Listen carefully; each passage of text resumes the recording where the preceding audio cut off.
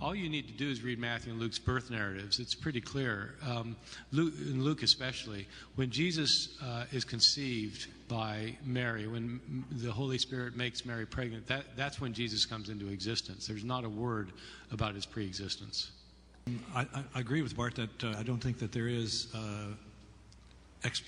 any explicit evidence of an emphasis in any of the synoptics that Jesus is pre-existent. I don't find anything equivalent in explicit or foregrounding of any such idea in the synoptics. If we go simply by the text and say, were the authors interested in presenting that as a part of their story of Jesus? In my view, clearly not.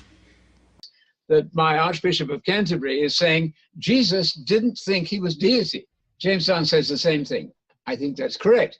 So I would ask you, you are alleged to have said at one meeting, and I would love to get the record straight here because it's being put about that you said in answer to the question, did Jesus think he was God? You are alleged to have said, hell no, which I think is extremely funny, but just for the record, would you clarify that? Did you in fact get that question? And did you say, hell no, of course not? I may well have said that after a glass or two of single malt.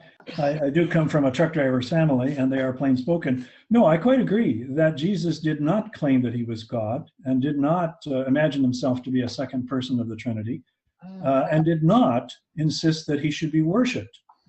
It would be totally inappropriate for him to claim that he was. It would be maniacal.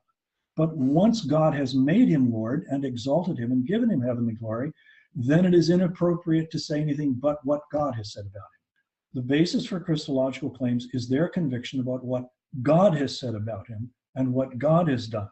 And their claim is that God has validated him as Messiah, as Kyrios, I repeat again, has exalted him, language in Philippians, super exalted him, and given him the name above every name, so that their claim is this is what God has done.